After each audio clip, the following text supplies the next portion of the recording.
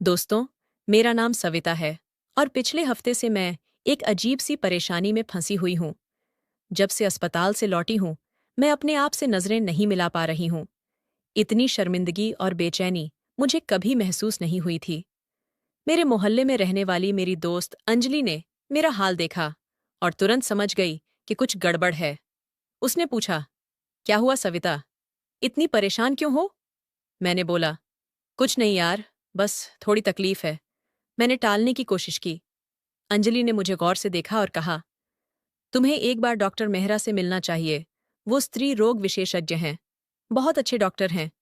हमारे इस छोटे से कस्बे में महिलाओं को पुरुष डॉक्टरों के पास जाना अच्छा नहीं लगता था। सुनील मेरे पति हमेशा चाहते थे कि मैं सिर्फ महिला डॉक्टरों के पास ही जाऊं।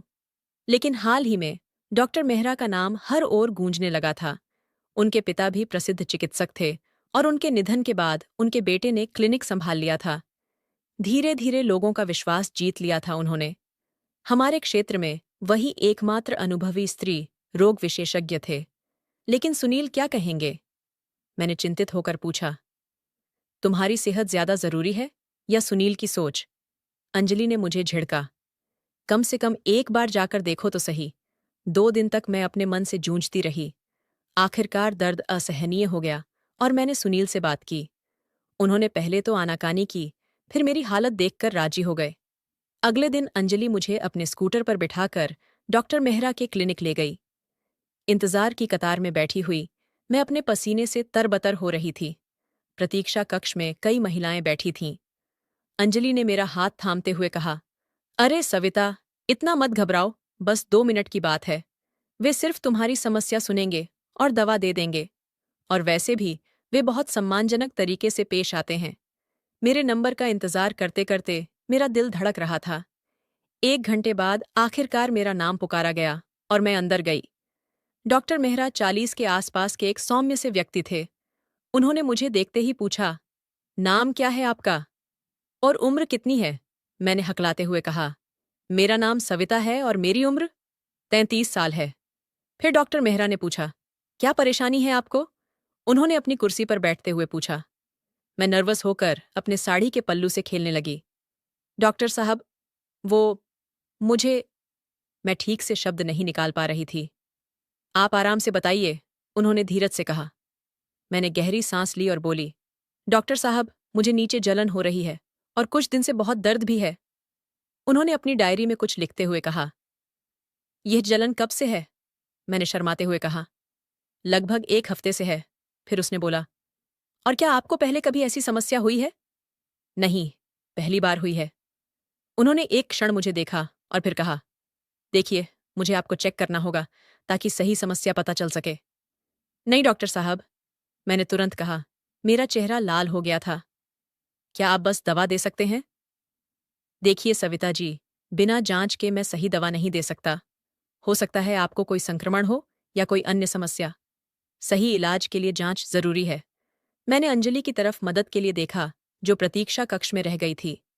मैं अकेली थी और पसीने से तरबतर।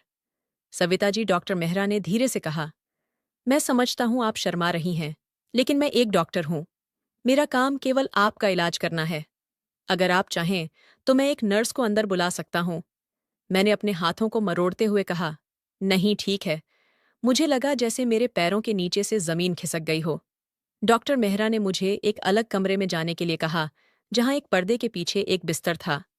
उन्होंने मुझसे कुछ कपड़े उतारने के लिए कहा और फिर खुद बाहर चले गए। मैं हाथों से कांप रही थी। मैं जो रंग की सलवार कमीज पहने थी, वह अचानक मुझे बहुत पतली महसूस हुई। जब डॉक्टर मेहरा वापस आए, उन्होंने दस्ताने पहने और मुझे बिस्तर पर लेटने को कहा। मैं जैसे तैसे वहां लेटी, अपने कपड़ों को कसकर पकड़े हुए, जैसे वे उड़ जाएंगे। रिलैक्स कीजिए, उन्होंने कहा, अभी मैं जांच करूंगा। मैंने अपनी आंखें बंद कर लीं। मैं शर्म से पानी पानी हो गई थी।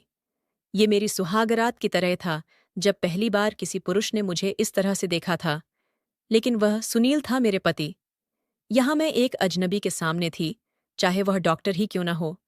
जांच खत्म होने के बाद डॉक्टर मेहरा ने मुझे वापस उनकी मेज के पास आने को कहा। वे कुछ देर चुप रहे, कुछ लिखते रहे। फिर उन्होंने धीरे से कहा, सविता जी, आपको बहुत बड़ी संक्रमण है। क्या आपने हाल ही में कोई नया साबुन या इंटीमेट वॉश इस्तेमाल किया है? मैंने अपनी नज़रें नीचे रखते हुए झूठ बोला। हाँ, एक नया साबुन आया था मार्केट में। डॉक्टर मेहरा ने मेरी आंखों में देखा और मुझे ऐसा लगा जैसे वे मेरे झूठ को भांप गए हों। वे हल्के से मुस्कुराए, जैसे कह रहे हों कि वे सच जानते हैं, लेकिन कुछ कहेंगे नहीं। देखिए, मैं आपको एंटीबायोटिक और एंटी फंगल क्रीम दे रहा हूं। इन्हें 15 दिनों तक इस्तेमाल करें। और हाँ, उन्होंने अपनी आवाज़ थोड़ी धीमी करते हुए कहा, इस दौरान पति के साथ शारीरिक संबंध से बचें। संक्रमण गंभीर है और फैल सकता है। मेरा चेहरा शर्म से और लाल हो गया। जी डॉक्टर साहब, मैंने फुसफुसाते हुए कहा। और 2 हफ्ते बाद फॉलोअप के लिए आइएगा, उन्होंने पर्ची थमाते हुए कहा। मैं वहां से निकलकर अंजलि के पास आई, जो अभी भी मेरा इंतजार कर रही थी। क्या हुआ? उसने तुरंत पूछा। बाद में बताऊंगी, मैंने कहा। मैं अभी किसी से भी बात करने के मूड में नहीं थी। घर पहुंचकर मैंने सुनील को सब कुछ बताया कि मुझे संक्रमण है और हमें कुछ दिनों के लिए दूर रहना होगा। वे समझ गए और मेरी तकलीफ देखकर चिंतित हो गए। 15 दिनों बाद मुझे काफी राहत महसूस हुई थी, लेकिन फॉलोअप के लिए जाना अभी बाकी था। मैंने अंजलि को फोन किया। अंजू, क्या तुम कल मेरे साथ फिर से डॉक्टर मेहरा के पास चलोगी? मेरा फॉलोअप है। अंजू बोली। अरे यार, मुझे माफ करना। मेरी बेटी की परीक्षा है, कल मैं उसे छोड़कर नहीं जा सकती। पर तुम्हें अब क्या डर? तुम तो जानती हो रास्ता। एक बार जा चुकी हो, अब तो आसानी होगी। अगले दिन मैं अकेली ही डॉक्टर मेहरा के क्लिनिक पहुंची। वेटिंग रूम में बैठकर मेरा दिल पहले से कुछ कम धड़क रहा था, पर फिर भी कुछ अजीब सी घबराहट थी। जब मेरा नंबर आया तो मैं अंदर गई। कैसा महसूस कर रही हैं अब? डॉक्टर मेहरा ने अपनी कुर्सी से उठकर पूछा। पहले से बेहतर हूं, आपकी दवा से काफी आराम मिला है, मैंने कहा। लेकिन कभी कभी अभी भी हल्का दर्द होता है, उन्होंने अपने चश्मे को ठीक करते हुए कहा। एक बार फिर से चेक कर लेते हैं, ताकि सुनिश्चित हो जाए कि संक्रमण पूरी तरह ठीक हुआ है या नहीं। इस बार मैं पिछली बार की तुलना में कम शर्मिंदा थी। जब मैं जांच वाले कमरे में गई, वहां एक नर्स भी मौजूद थी। डॉक्टर मेहरा ने आदत के अनुसार दस्ताने पहने। सविता जी, क्या आप तैयार हैं? उन्होंने पूछा। मैंने हल्के से सिर हिलाया।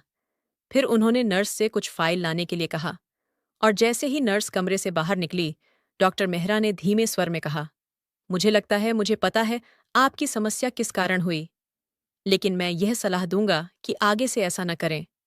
मैं हैरान रह गई। क्या न करूं? मैंने घबरा कर पूछा। आप विवाहित हैं ना? उन्होंने बिना आंखें मिलाए पूछा। एक लंबी चुप्पी छा गई।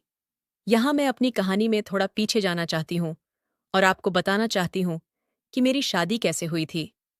मैं एक छोटे से गांव से हूं, जहां मेरे पिता छोटी सी खेती करते थे। मुझे पढ़ना बहुत पसंद था, लेकिन 18 साल की उम्र में ही मेरे माता पिता ने मेरी शादी सुनील से करवा दी, जो शहर में एक छोटी सी किराने की दुकान चलाता था। शादी के बाद मैं अपने गांव से इस कस्बे में आ गई। शादी के समय मुझे पति पत्नी के बारे में बहुत कम जानकारी थी।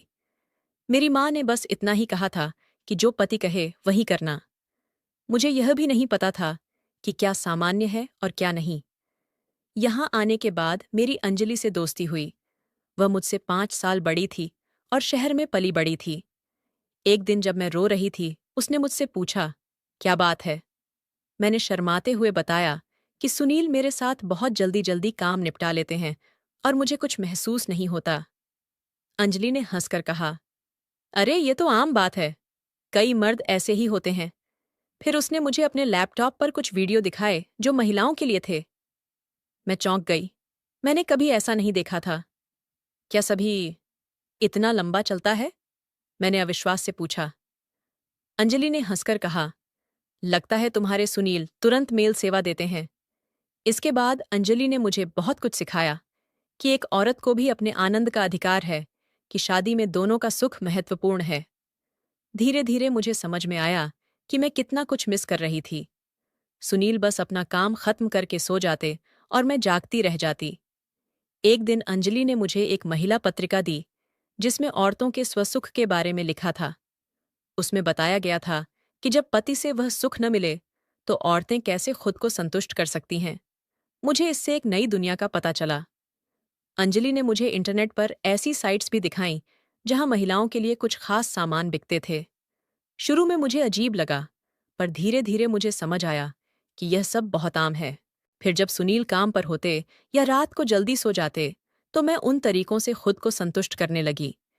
लेकिन अनुभव की कमी और जल्दबाजी में मैंने ऐसे उपकरण का उपयोग किया जिससे मुझे चोट लग गई, और यही वह संक्रमण का कारण बन गया जिसके लिए मैं डॉक्टर मेहरा के पास गई थी। और अब डॉक्टर मेहरा ने मेरी आंखों में देखकर सब समझ लिया था। सविता जी, उन्होंने धीरे से कहा, ऐसी चीजों का उपयोग करते समय सावधानी बरतनी चाहिए। संक्रमण गंभीर हो सकता है। मैंने शर्म से सिर झुकाकर कहा, डॉक्टर साहब, सच बताऊं तो मैं बहुत परेशान हूं। डॉक्टर मेहरा ने अपना चश्मा उतारते हुए कहा, मुझे विवरण नहीं सुनना है। मैं समझ सकता हूं कि आप विवाहित हैं और शायद आपको वह संतुष्टि नहीं मिल रही जो मिलनी चाहिए। मेरा चेहरा लाल हो गया, लेकिन डॉक्टर की समझदारी ने मुझे हिम्मत दी। हाँ बिल्कुल, यही बात है, मैंने कहा। क्या कोई उपाय है? मैं भी दूसरी औरतों की तरह अपने पति के साथ खुशहाल जीवन जीना चाहती हूँ। डॉक्टर मेहरा ने कुछ पल सोचा और फिर कहा, देखिए, ईश्वर सब ठीक करेगा। मैं आपको एक चिकित्सक का कार्ड देता हूँ। आप अपने पति को उनके पास ले जाइए और आप 1 हफ्ते बाद फिर से मेरे पास आइएगा। क्या फिर से आना होगा? मैंने पूछा। हाँ, एक अंतिम जांच के लिए। अभी भी थोड़ा संक्रमण बाकी है। अगली बार मैं आपको एक बेहतर दवा दूंगा। मैं दवा लेकर घर आ गई और डॉक्टर की सलाह पर अमल करना शुरू कर दिया। लेकिन उस दिन से मुझे एक अजीब सी बेचैनी महसूस होने लगी। डॉक्टर मेहरा की उपस्थिति, उनका व्यवहार, और जब उन्होंने मेरा परीक्षण किया, तब वह अनुभव, सब कुछ मेरे दिमाग में घूमने लगा। मैं जानती थी कि वह एक डॉक्टर हैं, एक पेशेवर, लेकिन वे भी तो एक इंसान हैं। उन्हें भी तो भावनाएं होती होंगी। उनकी हल्की सी मुस्कान, उनकी आंखें, उनकी आवाज, मैं चाहकर भी उन्हें अपने दिमाग से निकाल नहीं पा रही थी। घर आने के अगले दिन मैंने अंजलि से कहा, अंजू, वो डॉक्टर मेरे दिमाग से निकल ही नहीं रहा। और जब उन्होंने मुझे चेक किया तो मैंने मैं अपनी बात पूरी नहीं कर सकी। अंजलि ने मेरी बात सुनकर पहले तो हंसी, फिर उसकी आंखें चमक उठीं। अरे वाह, मामला तो रोचक हो गया। क्या मतलब? मैंने शर्माते हुए पूछा। कुछ नहीं, उसने मुस्कुराते हुए कहा और अपने फोन से एक वीडियो शेयर की। इसे देख लेना, शायद कुछ मदद मिले। अंजलि के जाने के बाद मैंने वो वीडियो देखी। उसमें एक औरत अपने पति के साथ होते हुए भी किसी और व्यक्ति की कल्पना कर रही थी। यह देखकर मेरे मन में भी कुछ ऐसे ही विचार उभरने लगे। उसके बाद जब भी सुनील मेरे पास आते, मैं आंखें बंद करके कल्पना करने लगती कि वह सुनील नहीं, बल्कि डॉक्टर मेहरा हैं। ऐसे ही मैं अगले 1 हफ्ते तक कल्पनाओं में खोई रही। अंतिम और तीसरे चेकअप का दिन आ गया। अंजलि, जो ऐसे मामलों में मेरी मार्गदर्शक थी, मेरे घर आई और बोली, सविता, इस बार तुम साधारण तरीके से नहीं जाओगी। आज तो एकदम खास तैयारी करनी है। क्या मतलब? मैंने अनजान बनते हुए पूछा। अंजलि ने अपने बैग से एक छोटी सी शीशी निकाली। देखो, ये फ्रांस से मंगवाया हुआ इत्र है। इसकी महक ऐसी है कि कोई भी पुरुष अपना आकर्षण छिपा नहीं पाएगा। मैंने हैरानी से उस शीशी को देखा। पर मैं तो बस चेकअप के लिए जा रही हूँ। ओहो, अभी भी नासमझ बनी हुई हो? अंजलि ने मुस्कुराते हुए कहा। पहले एक अच्छी सी स्नान करो, फिर इसे अपने शरीर के विशेष अंगों पर लगाओ। तुम्हारी जो दिन रात याद सता रही है, उसे भी तो तुम्हारी महक का एहसास होना चाहिए ना। पर वो एक डॉक्टर हैं, मैंने कमजोर आवाज में कहा। और तुम एक औरत, अंजलि ने मेरी आंखों में देखते हुए कहा। क्या यह नहीं देखा तुमने कि उनकी नजरें तुम्हें कैसे निहारती हैं? पेशेवर होने का मतलब ये नहीं कि वे पत्थर के बने हैं। मेरे अंदर कुछ हलचल सी हुई। मैंने अंजलि की सलाह मान ली और गुलाब जल से स्नान कर वह विशेष इत्र अपने पूरे शरीर पर, विशेषकर उन जगहों पर लगाया जहां अंजलि ने बताया था। क्लिनिक पहुंचकर मैं दुल्हन सी सज धज कर गई थी। एक लाल रंग की साड़ी पहनी थी, जो मैंने शादी के बाद किसी विशेष अवसर पर ही पहनी थी। मेरे बालों में गजरा था और मैंने हल्का सा मेकअप भी किया था। प्रतीक्षा कक्ष में बैठकर मुझे अपने दिल की धड़कनें साफ सुनाई दे रही थीं। इस बार मैं डर से नहीं, बल्कि उत्सुकता से बेचैन थी। हर बार जब नर्स किसी मरीज को बुलाती, मेरा दिल धक से हो जाता। आखिरकार मेरा नंबर आया। मैं डॉक्टर मेहरा के कक्ष में प्रवेश की। मुझे देखते ही उनकी आंखों में एक चमक आई जो मैंने पहले कभी नहीं देखी थी। सविता जी, कैसा महसूस कर रही हैं आप? उन्होंने अपनी कुर्सी से उठते हुए पूछा। आपकी दवाओं का चमत्कार है डॉक्टर साहब, मैंने मुस्कुराते हुए कहा। अब मैं बिल्कुल ठीक हूं। फिर भी उन्होंने अपनी आवाज में थोड़ी गहराई लाते हुए कहा, एक अंतिम जांच करना जरूरी है, ताकि सुनिश्चित हो जाए कि संक्रमण पूरी तरह ठीक हो गया है। मैं जांच वाले कमरे में गई। इस बार आजाद महसूस कर रही थी, जैसे मैं नई सविता बन गई हूं। डॉक्टर मेहरा ने अपने दस्ताने पहने और मुझे जांच बिस्तर पर लेटने को कहा। मैंने अपनी साड़ी का पल्लू ढीला किया और लेट गई। अंजलि की दी हुई इत्र की महक पूरे कमरे में फैल गई थी। मैं खुद भी इसके प्रभाव में आ गई थी। डॉक्टर मेहरा ने जांच शुरू की, लेकिन इस बार उनके हाथों में कंपी थी, जो मैंने महसूस की। वे भी इस महक के प्रभाव में आ गए थे। जब उन्होंने मुझे छुआ, तो मैंने अपनी आंखें बंद कर लीं और सांस रोक ली। मेरी कल्पनाएं जागृत हो उठीं। इस बार कोई दर्द नहीं था, सिर्फ एक अजीब सा सुखद एहसास। जांच खत्म होने के बाद भी मैं अपनी आंखें बंद किए लेटी रही, जैसे किसी सपने में खोई हुई हूं। सविता जी, डॉक्टर मेहरा की आवाज ने मुझे वापस वास्तविकता में लाया। जांच पूरी हो गई है, आप उठ सकती हैं। मैंने आंखें खोलीं और देखा कि वे मुझे एक अजीब सी नज़र से देख रहे हैं। उनकी आंखों में कुछ ऐसा था जो मैंने सुनील की आंखों में कभी नहीं देखा था। एक अनकही इच्छा, एक दबी हुई भूख। जब मैं कपड़े ठीक करने लगी, तो मेरी नज़र क्षण भर के लिए उनके शरीर पर पड़ी और मैंने कुछ ऐसा देखा जिसने मेरे शरीर में एक अजीब सी सिहरन पैदा कर दी। सुनील के मुकाबले डॉक्टर मेहरा का आकार कहीं अधिक प्रभावशाली था, यहाँ तक कि कपड़ों के भीतर से भी। मैं घर लौटी, लेकिन मेरे दिमाग में केवल डॉक्टर मेहरा का ही ख्याल था। मैंने अंजलि को सब कुछ बताया और हमने एक योजना बनाई। अंजलि ने अपने फ़ोन से डॉक्टर मेहरा का निजी मोबाइल नंबर हासिल किया। उसकी सहेली क्लिनिक में काम करती थी। मैंने एक अनजान नंबर से उन्हें संदेश भेजा, आपकी परवाह करने वाली कोई? जैसा कि अंजलि ने अनुमान लगाया था, डॉक्टर मेहरा ने तुरंत जवाब दिया, कौन है आप? हमने कुछ संदेश आगे पीछे किए और आखिरकार मैंने अपनी पहचान बताई। मैं सविता हूं, आपकी वही मरीज जिसका इलाज आपने किया था। सविता? उनका जवाब आया, मैं तो बस आपके बारे में ही सोच रहा था। पिछले कई दिनों से मेरे दिमाग से निकल ही नहीं रही आप। सच में? मैंने लिखा, मेरा दिल धक धक करने लगा था। हाँ, जब मुझे पता चला कि आपके पति आपको वह खुशी नहीं दे पा रहे जो आपका अधिकार है, तब से मैं बेचैन हूं। उनका संदेश पढ़कर मुझे समझ में आया कि डॉक्टर मेहरा की सभ्य और पेशेवर छवि के पीछे एक पूरी तरह अलग व्यक्तित्व छिपा है। अब मैं समझ गई थी कि सुनील में क्या कमी थी और दुनिया में कितने अलग अलग प्रकार के पुरुष हैं। डॉक्टर मेहरा ने मुझसे मिलने की इच्छा जताई। मैंने उन्हें अपनी एक शर्त बताई, हम सिर्फ क्लिनिक में ही मिलेंगे, चेकअप के बहाने। मैं एक विवाहित महिला थी और मैं अपनी प्रतिष्ठा जोखिम में नहीं डाल सकती थी। अगले दिन मैं फिर से चेकअप के बहाने क्लिनिक गई।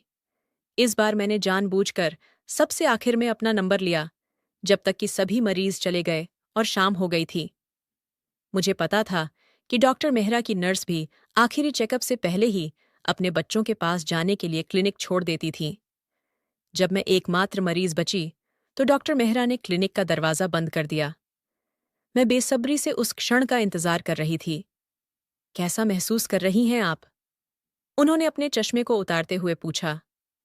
डॉक्टर साहब, सच कहूं तो अभी भी थोड़ा सा दर्द महसूस होता है। मैंने झूठ बोला, क्योंकि वास्तव में मुझे कोई दर्द नहीं था। मैं केवल वह अनुभव फिर से महसूस करना चाहती थी। जब डॉक्टर मेहरा ने मुझे जांचना शुरू किया, तो उनका स्पर्श पिछली बार से अलग था, अधिक आत्मीय, अधिक धीमा। मैं अपनी भावनाओं पर नियंत्रण नहीं रख पाई और मेरे मुंह से एक छोटी सी सिसकारी निकल गई। मैंने उनकी उत्तेजना भी महसूस की। वे भी अपने आप को रोक नहीं पा रहे थे। पेशेवर डॉक्टर से वे अचानक एक पुरुष बन गए थे, एक ऐसा पुरुष जो वह सब कुछ जानता था जो सुनील कभी नहीं समझ पाया था। जल्द ही चिकित्सकीय जांच भूल गई और एक नई यात्रा शुरू हुई, एक ऐसी यात्रा जिसे मैंने केवल अपनी कल्पनाओं में ही महसूस किया था। डॉक्टर मेहरा ने मुझे वह सब दिया जो मैंने कभी अनुभव नहीं किया था, सम्मान, देखभाल, धीरज और पूर्ण संतुष्टि। जब सब कुछ खत्म हुआ, मैं एक नई महिला की तरह महसूस कर रही थी। मैंने तय कर लिया कि मैं अब हमेशा डॉक्टर मेहरा के पास जाऊंगी और मैंने मानसिक रूप से सुनील से दूरी बना ली। अंजलि मेरी सलाहकार बनी रही। हर बार वह मुझे नए नए सुझाव देती। ये नया परफ्यूम आजमाओ, ये लिंजरी पहनो, अपने बालों को इस तरह बनाओ। और मैं उसकी हर सलाह का पालन करती, हर बार किसी न किसी स्वास्थ्य समस्या का बहाना बनाकर दिन के अंत में डॉक्टर मेहरा के क्लिनिक में मिलने चली जाती। तो दोस्तों, यह थी आज की कहानी। आपको यह कैसी लगी हमें कमेंट में ज़रूर बताएं। अगर कहानी पसंद आई तो लाइक करें, शेयर करें और सब्सक्राइब करें। धन्यवाद।